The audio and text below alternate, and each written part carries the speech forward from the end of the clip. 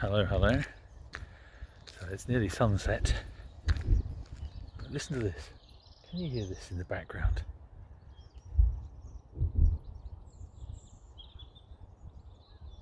Almost like thunder. I'm assuming you can hear that. Well, apparently that's artillery, or maybe tanks, being fired on Salisbury Plain, which is, I don't know, 10, 15, 20 miles away. So pretty incredible that you can hear it from so far away. It's been going on for days during the week, and anyway, here we are walking on the canal. Just thought I haven't often been able to get out by myself. So today I'm walking the dog on my own. So here's Blue with me. I don't know if you can see Blue. Where is he? There he is. So here's Blue with me walking on the canal. And as I said, it's almost sunset. My wife didn't feel like coming today. She wasn't feeling great. Though luckily not COVID related. Everybody's fine. I hope you are too. I hope life is treating you as well as it can these strange times. If you're in the UK, of course, you know what I'm talking about, because we're still in some form of lockdown, and yeah, it's not great. And for the writing and just for life in general, we've all found it pretty tedious, and yeah, I'm struggling to be quite as productive as I'd like, although in the last few weeks I've sort of managed to get back into my stride a bit, so I'm not feeling too bad. I'm a little bit behind the schedule that I've set myself, but I gave myself an extra couple of months on the books this year than I would previously expect to have, just because I knew it would be difficult, and lots of distractions beyond sort of COVID and the general way of life, just sort of everything about being locked down and all the worries in the world preying on my mind. I think it fills up a big chunk of your brain, which makes it difficult then to create. And of course the other thing is not being able to go out and meet other people and do anything socially. I mean, we're allowed to go out and walk, but we're allowed to go out on our own. We're not allowed to meet other people at the moment, and you can't go out to restaurants or do anything like that, can't travel anywhere, so there's nothing really to fill up the old imagination sort of memory banks. There's nothing, there's very little coming in. It's all, anything that is going in is coming in through books or watching films or TV, or just for these short walks that I do along the same route every day. So writing's been a little bit of a struggle, but I can't really complain. It's, of all the professions that one could have, I guess writing is probably the most suited to being locked down. And yeah, so although the words have not always come as quickly as I'd like, things are not that bad. And I'm up to 35,000 words in the new book, which is the sequel to A Time for Swords.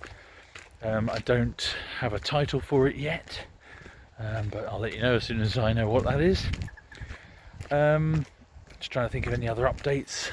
So some of the things, there'll be a few articles coming out, different websites and different things. I'm going to be on a couple of podcasts soon.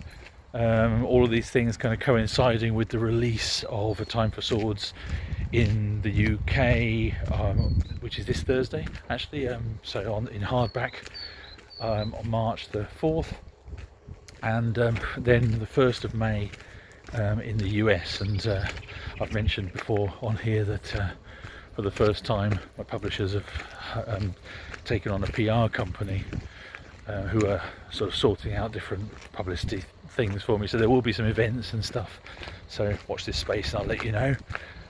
One of the things I'm going to organise soon will be a live Facebook Live event with Stephen Mackay, author Stephen Mackay. That's going to be probably like a month before the release. I can't remember the date. We've agreed a date, but I think it's sometime towards the end of March.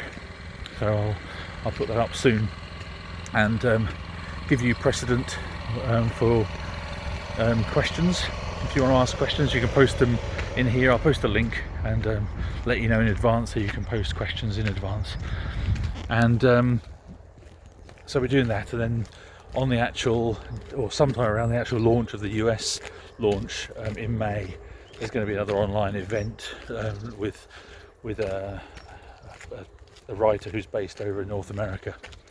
And I'll keep that quiet and then tell you a bit more about that when we're closer to the date. But before you ask, it's not Bernard Cornwell.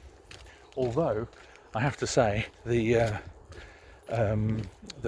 PR company did actually ask Bernard Cornwell, but apparently he's too busy. But for a while I thought, bloody hell, I'm going to have Bernard Cornwell doing an event with me to launch my book. I thought that would be pretty special. I don't know if I would have been brave enough to speak. I would have just been silent and fanboying over him. So it's probably just as well that it's not going to be him.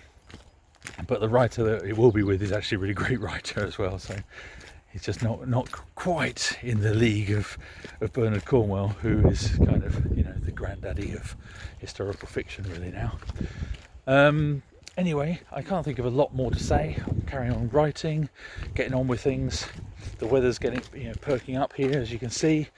So life feels a little bit better. The vaccine's being rolled out, and hopefully in the not too distant future, I'll end up getting my first vaccine, and my wife too, and then a few weeks after that we should get the second, and then maybe by the early summer, maybe we'll be in a position to go out and lockdown will be lifted, and it will all be great again. We'll see.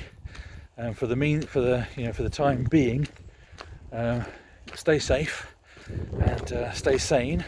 Read a good book, and I'll keep writing and reading and watching too much Netflix, and watch this space, and I'll catch up with you sometime soon. Thank you for all your support. Bye.